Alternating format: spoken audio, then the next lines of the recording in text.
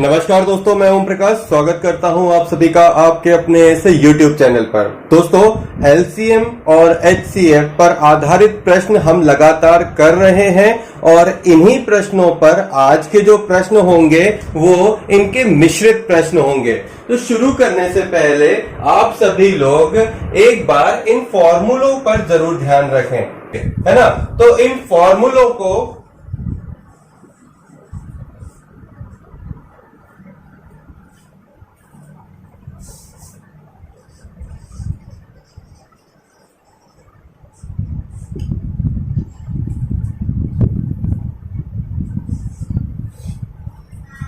तो दोस्तों, आज की जो क्लास है उसका जो मेन सेशन होगा वो रहेगा मिश्रित प्रश्नों पर, और जो प्रश्न रहेंगे वो कुछ फॉर्मूले बेस्ड रहेंगे। इसलिए पहले फॉर्मूलों को जानते हैं और इन्हीं फॉर्मूलों को हम LCM HCF की जान कहते हैं और ये ही अक्सर आपको मेन एग्जाम में यूज करने के लिए मिलेंगे। तो कंसंट्रेट रहिएगा, बहुत ही महत्वपूर्ण चैप्टर है और इसको आपको समझना भी उतना ही महत्वपूर्ण है। पहले फॉर्मूले की तरफ चलें तो देखिए, पहला फॉर्मूला क्या कहता है, दो संख्याओं का गुणनफल, है ना। मान लीजिए अभी दो संख्याओं का गुणनफल बराबर क्या होता है, दोनों का महत्तम समापवर्तक गुणित दोनों का लघुत्तम समापवर्तक, दोनों का मासा गुणित दोनों का लासा, जिसे महत्तम समापवर्तक मासा बोलते हैं, लघुत्तम समापवर्तक लासा कहते हैं। ये हो गया एक फॉर्मूला। फॉर्मूला नंबर 2, हमें फॉर्मूले नंबर 2 को समझना है। तो दूसरा फॉर्मूला क्या कहता है, ये है भिन्नों का मासा, भिन्न का महत्तम समापवर्त बराबर क्या होगा, भिन्नों का महत्तम समापवर्त यदि निकालना हो तो होगा अंशों का महत्तम समापवर्त, अंशों का महत्तम समापवर्त बटे हरों का लघुत्तम समापवर्त। ठीक है। नेक्स्ट आते हैं भिन्नों का लघुत्तम समापवर्त। अभी अपने महत्तम समापवर्त निकाला तो अब अपन इसको भी समझें। भिन्नों का लघुत्तम समापवर्त बराबर क्या हो जाएगा, अंशों का लघुत्तम समापवर्त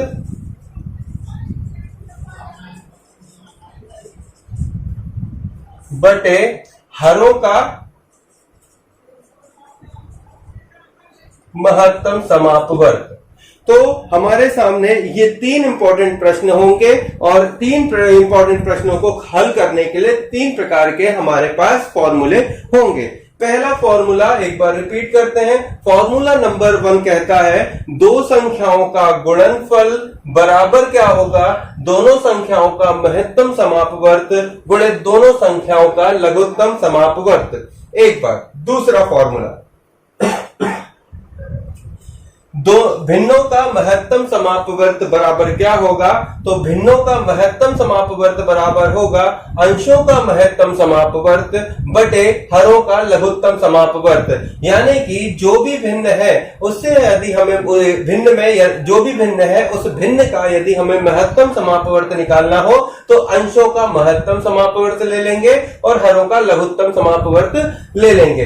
फिर आता है तीसरा फॉर्मूला जिसमें हम पढ़ते हैं भिन्नों का लघुत्तम समापवर्त निकालना। तो भिन्नों का लघुत्तम समापवर्त निकालना हो तो अंशों का लघुत्तम समापवर्त निकालिए बटे करके हरों का महत्तम समापवर्त निकालिए, क्वेश्चन सॉल्व हो जाएगा। तो आई होप सो आप ये तीनों फॉर्मूलों को समझ पाए होंगे। तो अब आते हैं इन पर आधारित प्रश्नों पर।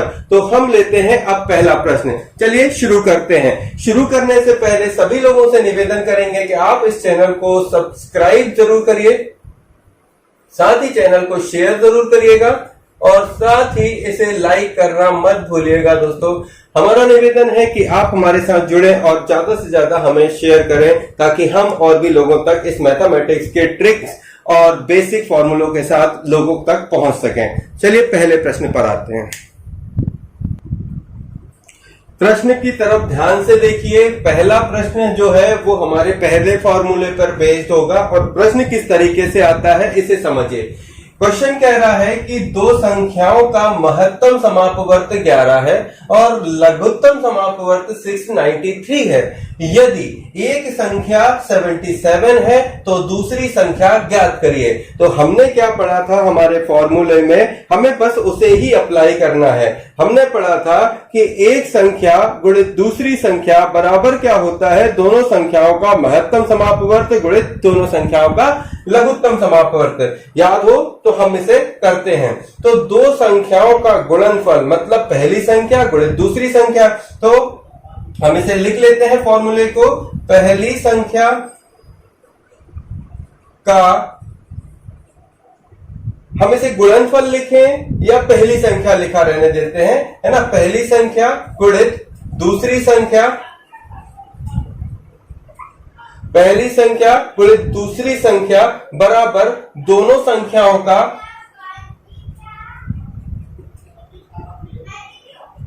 महत्तम समापवर्त गुणित दोनों संख्याओं का लघुत्तम समापवर्त। पहले फॉर्मूले के अकॉर्डिंग अगर चले तो क्या था कि दो संख्याओं का गुणनफल, ये दो संख्याएं हैं, पहली संख्या और दूसरी संख्या, तो पहली और दूसरी संख्या का गुणनफल बराबर क्या होता है, दोनों संख्याओं का महत्तम समापवर्त गुणित दोनों संख्याओं का लघुत्तम समापवर्त। आई होप सो ये फॉर्मूला समझ में आया होगा। फिर से देख लो कि दो संख्याओं का गुणनफल यानी कि एक संख्या और एक दूसरी संख्या, इन दोनों के बीच का गुणनफल मतलब इन दो संख्याओं का गुणनफल बराबर क्या होगा, दोनों संख्याओं का महत्तम समापवर्त गुणित दोनों संख्याओं का लघुत्तम समापवर्त। अब रही सही जो बात है वो इस फॉर्मूले में फिट करने की है। दो संख्याओं का महत्तम समापवर्त हमारे सामने कितना है, 11 है। हम महत्तम समापवर्त की जगह 11 फिट करते हैं। लघुत्तम समापवर्त कितना दिया हुआ है, वो दिया है 693 दिया हुआ है। यदि एक संख्या 77 है तो मान लीजिए पहली संख्या 77 है तो दूसरी संख्या ज्ञात करनी है तो इसे x रख देते हैं। x बराबर क्या हो जाएगा, 11 गुणित 693 बटा 77 जो है वो नीचे आ जाएगा, है ना। इस 77 को मैं नीचे ले सकता हूं, ले लिया। 11 एक कम 11 और 11 साते 77, 7 से इसको काट के देखिए, 7 नाम 63, है ना। 63 हुआ तो यहां बचा 6 और 7 नाम 63। तो x बराबर हमारे पास कितना आ गया, 99, और यही कहलाया दूसरी संख्या का मान। तो दोस्तों ये प्रश्न आपको यदि समझ में आया हो तो कृपया करके चैनल को लाइक करिए, चैनल को ज्यादा से ज्यादा शेयर करिए, अपने दोस्तों में शेयर करिए, अपने व्हाट्सएप ग्रुप में शेयर करिए, अपने फेसबुक में, इंस्टाग्राम में, जहां हो सकता है वहां शेयर करिए, क्योंकि मैथमेटिक्स का अगला चैप्टर आने वाला है अनुपात, और वो चैप्टर आपको यदि समझना है तो हमारे साथ बने रहिए और चैनल को करिए लाइक, शेयर, सब्सक्राइब। चलिए आते हैं दूसरे प्रश्न पर। सवाल नंबर 2, और ये है बहुत ही बेहतरीन प्रश्न, क्योंकि यहां पर हम निकालने वाले हैं इन संख्याओं का, इन भिन्नों का महत्तम और लघुत्तम समापवर्त। बिल्कुल आसान तरीके से करने की कोशिश करते हैं, सॉल्यूशन की तरफ चलते हैं। देखिए फॉर्मूला क्या होता है, फॉर्मूला कहता है कि भिन्नों का महत्तम समापवर्त बराबर क्या होता है, अंशों का महत्तम समापवर्त बटे हरों का लघुत्तम समापवर्त, यही होता है। अब जरा देखो कि अंशों का महत्तम समापवर्त कैसे निकालोगे, वह संख्या, वह बड़ी से बड़ी संख्या जो इन संख्याओं से पूरी तरह विभाजित हो जाए। अब जरा गौर से देखो कि 3, 2, 5, अब 3 से क्या इन सब में भाग जा रहा है, 2 से जा रहा है, 5 से जा रहा है, नहीं जा रहा है। मतलब सिर्फ यहाँ एक ही ऐसी संख्या होगी जो इन सब से विभाजित हो सकती है, इसके अलावा कोई भी नहीं हो सकती है। तो ऊपर का महत्तम समापवर्त कितना आ गया, ऊपर के महत्तम समापवर्त निकल आया भैया 1। अब नीचे का निकालना है लघुत्तम समापवर्त। नीचे के लघुत्तम समापवर्त की तरफ यदि देखो तो देखो ये कितना है, 7 है, ये कितना है 5 है, और ये कितना है, ये 14, कितना है, ये 14 है ओके, अब इनको एलसीएम ढूंढो। ऐसी संख्या वह छोटी से छोटी संख्या जो क्या हो, इन संख्याओं से पूरी तरह विभाजित हो जाए। तो वह संख्या कौन सी होगी? देखिए मैं यहां पर कितना ले लेता हूं, यहाँ पे इसका एलसीएम निकाल के देखिए डायरेक्टली लीजिए, क्योंकि अभी तक बहुत प्रश्न कर चुके हो तो यहाँ डायरेक्टली देखिए। 7 से यदि आप किसी संख्या में भाग दो, मान लेते हैं हम यहाँ पर कितना ले लेते हैं, 70 ले लेते हैं, ठीक है। तो 7 से 10 बार चला जाएगा, 5 से ये जो है 5 7 35, 7 दूनी 14, 14 पंचे 70, ठीक है, और 14 पंचे 70। तो ये 70 वह संख्या है जो इन संख्याओं से पूरी तरह विभाजित हो रही है। इससे छोटी कोई संख्या हो रही है? नहीं होगी, ठीक है, इससे छोटी संख्या नहीं होगी। अगर होगी तो वो यहां पर कट जाएगी, पर यहां पर नहीं होगी। आप चाहें तो इसको दूसरे तरीके से भी निकाल सकते हो। अब दूसरा तरीका क्या है? तो प्रैक्टिस मैंने बार बार कराई है, आप गुणनखंड विधि लगाइए। ये रहा, आप यहां पर देखो तो 2 से जाएगा, 2 7 14, ये 7 और ये 5 रहने दो। इसके बाद 3 से जाएगा नहीं, 5 से जाएगा, 5 एकम 5, ये 7 और ये 7 और ये 7, देखो कितना हो गया, 5 दूनी 10 और 10 साते 70, कितना आ गया, 70। तो इसी प्रकार से ही हमको सवालों को करना है, पर ज्यादा एलेब्रेट करने की कोशिश मत करिए, उसको तो सिंपली यहीं के यहीं सॉल्व करने की कोशिश करिए। ढूंढिए, है ना, ढूंढिए कि आप किस तरीके से इसको यहीं सॉल्व कर सकते हो, क्योंकि एलसीएम और एचसीएफ को आपको हर जगह करना है, इसलिए प्रैक्टिस बहुत जरूरी है। तो यहां पर आपका क्या निकल आया? यहां पर निकल आया आपका महत्तम समापवर्त संख्या का। अब यहां से निकालना है लघुत्तम समापवर्त। तो फॉर्मूला क्या होता है? जो फॉर्मूला होता है मैं उसी फॉर्मूले पे चलना है। लघुत्तम समापवर्त निकालना है तो अंशों का लघुत्तम समापवर्त बटे हरों का महत्तम समापवर्त निकालना है। अब ऊपर एलसीएम निकालना है, नीचे एचसीएफ निकालना है। एलसीएम होता है, इसे एलसीएम बोलते हैं, लघुत्तम समापवर्त, least coefficient, least common multiple, और ये होता है महत्तम समापवर्त, हाईएस्ट कॉमन फैक्टर। तो हम एलसीएम और एचसीएफ को जब करते हैं तो इसी तरीके से उनको बढ़ाते हुए आगे चलते हैं। अब देखो क्या कह रहा है और क्या करना है। लघुत्तम समापवर्त निकालो, 2 3 7 का लघुत्तम समापवर्त, 2 का 3 का 7 का। देखिए ये कोई भी संख्या एक दूसरे को काट नहीं रही, तो 3 दूनी 6 7 42, इसका ऑलमोस्ट कितना आ जाएगा, 42 आ जाएगा। डिवाइड करिए, और 9 14 और 20, इन संख्याओं में कौन सी संख्या है जो इन तीनों को विभाजित कर रही है? 9 से 14 में 20 में किसी में भाग नहीं जा रहा, 14 का 20 में जाएगा, 2 से अगर चला भी जाएगा तो यहाँ 2 से नहीं जा रहा, 3 से भी नहीं जाएगा, 4 से भी नहीं जाएगा, तो यहाँ सिर्फ एक ही ऐसी संख्या है जिससे इन सब में भाग जाएगा। तो बिल्कुल सिंपल तरीके से इनके आंसर ढूंढिए और ज्यादा परेशान मत होइए। ऐसे ही प्रश्नों को हमें आगे करना है। तो समझ में आई हो तो करिए शेयर। चलिए आ जाते हैं इस प्रश्न पर, और इस प्रश्न को देखो, हमें यहाँ पर क्या दिख रहा है सवाल को पढ़ने पर? दो संख्याओं का गुणनफल 1500 है, दोनों संख्याओं का महत्तम समापवर्त 10 है और दोनों संख्याओं का लघुत्तम समापवर्त ज्ञात करना है। सवाल को जरा समझें तो याद करें कि अभी फॉर्मूला हमने क्या देखा था। फॉर्मूला क्या था? दोनों संख्याओं का गुणनफल बराबर, पहली दोनों संख्याओं का महत्तम समापवर्त गुणित दोनों संख्याओं का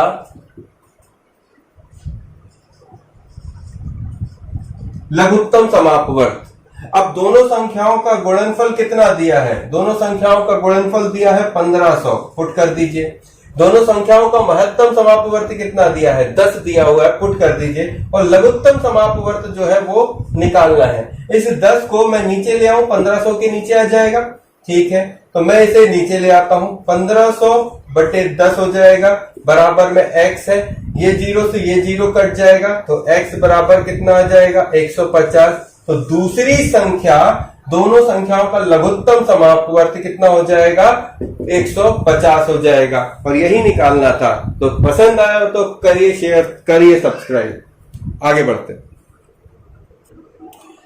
चलिए सवाल की तरफ ध्यान दें। तो ये सवाल बहुत ही इजी है और इसे करने में बड़ा ही मजा आने वाला है।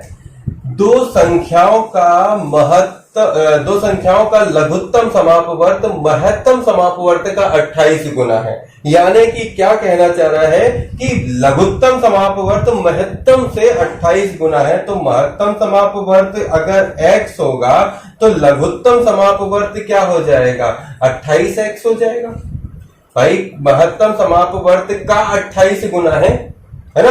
तो कोई चीज अगर x है तभी तो उससे 28 गुना होगी, कोई चीज तभी तो x गुना होगी ना। तो ये 28 गुना हो गई। ठीक है, यहां तक बात समझ में आ गई है। तो आगे बढ़ते हैं। अब कह रहा है, ठीक है, ये तो कंडीशन 1 सेटिस्फाई हो गई। अब कह रहा है कि दोनों संख्याओं के लघुत्तम तथा महत्तम समापवर्त का योग 1740 है। तो अब सेकंड नंबर पर आते हैं। वो क्या कह रहा है, दोनों संख्याओं के लघुत्तम और महत्तम का योग। लघुत्तम दिया हुआ है 28x प्लस महत्तम दिया हुआ है x बराबर योग करना है, तो योग कर दिया, और योग दिया हुआ है 1740। इन दोनों को जोड़ोगे तो हो जाएगा 29x और ये हो जाएगा 1740। x बराबर यदि आप रखो तो कितना हो जाएगा 1740 बटा 29।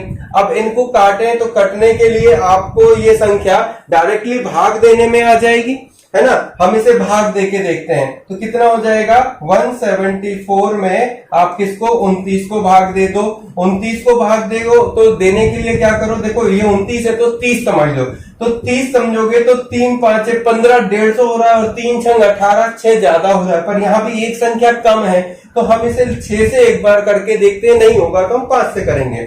6 9 छक्का 54 की 4 हो गया, हासिल हो गई आपके पास 5, और 6 दूनी 12 13 14 15 16 और 1 17। कितनी बार चला गया आपका, ये पूरा का पूरा आपका 6 टाइम चला गया। ठीक है, तो जब ये 6 टाइम चला गया तो अपनी बात कंप्लीट हो गई। इसके बाद यहाँ पर क्या है, 0 लगा हुआ है, मतलब ये कितनी बार जा रहा है, ये कम से कम 60 बार पूरी तरीके से जा रहा है। तो यहां से हो गया हमारा प्रॉब्लम सॉल्व। अब हमने निकाल लिया x बराबर 60। अब आ जाते हैं हम अपने अगले राउंड पर। आगे कह रहा है कि दूसरी संख्या ज्ञात करो जब पहली संख्या 240 हो। तो फॉर्मूला क्या था, पहली संख्या गुणित दूसरी संख्या बराबर क्या था, हम रख के देखते हैं। पहली संख्या गुणित दूसरी संख्या बराबर पहली महत्तम समापवर्त, दोनों संख्याओं का महत्तम समापवर्त और दोनों संख्याओं का लघुत्तम समापवर्त। शॉर्ट में लिख दिया ताकि हमारे को पता चले कि रखना पुट क्या करना है। अब कह रहा है दूसरी संख्या ज्ञात करो, ये संख्या निकालनी है। पहली संख्या 240 दी हो, 240 हमने पहली संख्या रख दी। महत्तम समापवर्त दिया हुआ था x, तो हमने x रख दिया। लघुत्तम समापवर्त दिया था हमारे पास 28x, तो ये रख दिया। चूंकि x की वैल्यू हमने 60 रख ली है, इसलिए अब हमें यहां पर क्या करना होगा, इसको हम x मत मानो, इसको मान लो a मान लो अभी। ठीक है, फिलहाल के लिए a मान लेते हैं क्योंकि x पुट करना है हमको। यहाँ पर n मान लेते हैं, कोई भी संख्या मान लीजिए, n मान लेते हैं। तो यहाँ x की वैल्यू पुट करने के लिए n बराबर क्या निकालना पड़ेगा, x की वैल्यू यहाँ पर पुट कर दो 60 या 28 इंटू 60 बटा 240, ये नीचे आ जाएगा। अब ये 0 से 0 काट लीजिए और 6 एकम 6, 6 चौको 24, 4 चंग 24, 4 सत्ते 28, 6 7 42, तो कितना आ गया 420 आ गया। और यही तो पूछ रहा था कि सवाल में दूसरी संख्या बताइए, तो दूसरी संख्या हो गई आपकी 420। यदि ये प्रश्न आपको समझ में आ रहे हैं तो कृपया करके साथ में जुड़ते चलिए, क्योंकि नेक्स्ट चैप्टरों में आपको और भी बेहतर ट्रिकें मिलने वाली हैं। तो जल्द मिलेंगे अगले वीडियो में और अच्छी बातों और अच्छी ट्रिक के साथ। बने रहिए चैनल के साथ, शेयर करिए, चैनल को सब्सक्राइब करिए और ज्यादा से ज्यादा लाइक करिए। मैं ओम प्रकाश और भी वीडियो को लेकर आता रहूंगा आपके सामने। तब तक जब तक कुछ खास नया नहीं है, लेते हैं इजाजत। जय हिंद, जय भारत। थैंक यू दोस्तों।